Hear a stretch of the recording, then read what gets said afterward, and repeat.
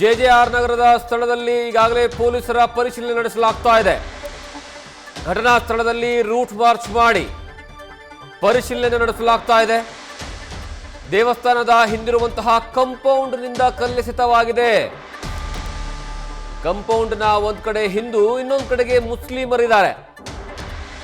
Muslim ನಿವಾಸಿಗಳಿಂದ ಕಲ್ಲು ತೂರಿರುವಂತಹ ಆರೋಪ ಕೇಳಿ ಬರ್ತಾ ಇದೆ. ಈಗ ಹಿಂದೆ ದೇವರ ಮೆರವಣಿಗೆ ವೇಳೆಯೂ ಸಹ ಮಾಂಸ ಎಸೆದಿರುವಂತಹ ಆರೋಪ ಇದೆ.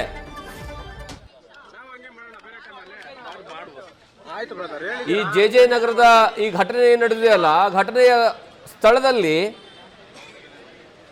ಒಂದು ಕಾಂಪೌಂಡ್ ಇದೆ. ಕಾಂಪೌಂಡ್ನ ಒಂದು ಕಡೆ ಹಿಂದೂಗಳು ಮತ್ತೆ ಇನ್ನೊಂದು ಕಡೆಗೆ ಮುಸ್ಲಿಂ ಸಮುದಾಯ ಇದೆ.